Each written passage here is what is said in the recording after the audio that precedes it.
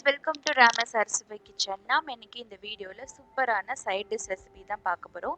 சப்பாத்திக்கெல்லாம் ரொம்ப சூப்பராக தொட்டுக்கக்கூடிய முட்டைக்கோஸ் மசாலா எப்படி செய்யலாங்கிறதான் பார்க்க போகிறோம்.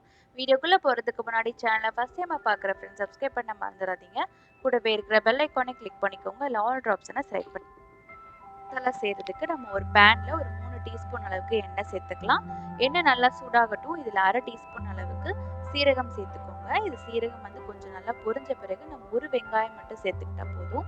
ஸோ ஒரு வெங்காயத்தை நீல வாக்கில் நறுக்கி நம்ம சேர்த்துக்கலாம். வெங்காயம் வந்து நல்லா வதங்கட்டும். நம்ம வந்து நல்லா வதங்கின பிறகு கொஞ்சோண்டு கருவேப்பிலை சேர்த்துக்கோங்க. இப்போ வெங்காயம் பார்த்தீங்கன்னா பாதி அளவு நல்லா வதங்கிருச்சு. இப்போ இதில் நறுக்கி வச்சிருக்கிற முட்டைக்கோஸ் சேர்த்துக்கலாம். நான் ஒரு ஹாஃப் முட்டைக்கோஸை வந்து ஒரு பெரிய முட்டைக்கோஸில் ஒரு பாதி முட்டைக்கோஸை வந்து நான் நறுக்கி வச்சுருக்கேன். நீங்கள் எந்த ஷேப்பில் வேணாலும் நறுக்கி வச்சுக்கோங்க. நம்ம அதை நறுக்கி நம்ம வெங்காயத்தோடு சேர்த்து நல்லா வதக்கிக்கலாம். இப்போ இந்த முட்டைக்கோஸுக்கு தேவையான அளவுக்கு உப்பு சேர்த்துக்கோங்க. கொஞ்சோண்டு மஞ்சள் தூள் சேர்த்துக்கோங்க. இதெல்லாம் சேர்த்துட்டு நல்லா பெரட்டிட்டு நல்லா மூடி போட்டு குக் பண்ணிக்கோங்க. அந்த முட்டைக்கோஸ்லாம் நல்லா வதங்கி உங்களுக்கு நல்லா வத்திரும். ஸோ அந்த ஸ்டேஜ் வர வரைக்கும் நல்லா முட்டைக்கோஸை வதக்கிக்கலாம். இப்போ முட்டைக்கோஸ் பார்த்தீங்கன்னா நல்லா வதங்கிருச்சு. இதில் நம்ம ஒரு தக்காளியை வந்து நறுக்கி சேர்த்துக்கோங்க.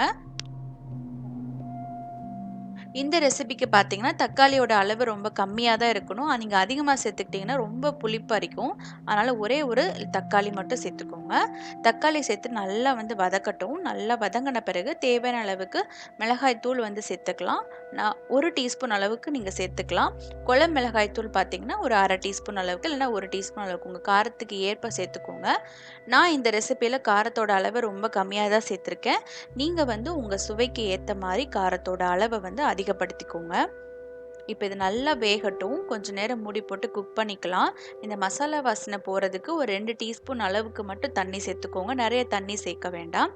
ஸோ கொஞ்சோண்டு தண்ணி சேர்த்துட்டு நல்லா வந்து மிக்ஸ் பண்ணி மூடி போட்டு குக் பண்ணுங்கள். அடுப்பை வந்து ரொம்பவே லோ ஃப்ளேமில் வச்சுக்கோங்க. ஏன்னா இது வந்து சீக்கிரமாக அடிப்பிடிக்கிற சான்ஸ் வந்து நிறையவே இருக்குது. அதனால் அப்பப்போ திறந்து நல்லா கிளறி விட்டுக்கலாம். சூப்பரான ஒரு தொக்கு. இந்த சப்பாத்தி இந்த கேபேஜ் தொக்கு வந்து நீங்கள் ஒரு தடவை ட்ரை பண்ணி பாருங்கள். நீங்கள் சப்பாத்திக்கு வந்து அடிக்கடி செய்வீங்க. ரொம்ப டேஸ்ட்டாக இருக்கும். ஸோ அப்பப்போ நம்ம கிளறி விட்டு மூடி குக் பண்ணும்போது ஃபைனலாக ஒரு சூப்பரான கேபேஜ் தொக்கு வந்து ரெடி ஆகிடும். ரொம்ப சிம்பிளான ரெசிபி தான். மசாலா பொருளும் ரொம்ப கம்மியாக தான் தேவைப்படும். கண்டிப்பாக ட்ரை பண்ணி பாருங்கள். இந்த வீடியோ உங்களுக்கு ரொம்பவே பிடிச்சிருந்தா சேனலை மறக்காமல் சப்ஸ்கிரைப் பண்ணிக்கோங்க. இந்த வீடியோக்கு ஒரு லைக் பண்ணிவிடுங்க, கமெண்ட் பண்ணுங்கள், ஷேர் பண்ணுங்கள். தேங்க்யூ ஃபார் வாட்சிங். நம்ம நெக்ஸ்ட் சூப்பரான வீடியோவில் சந்திக்கலாம்.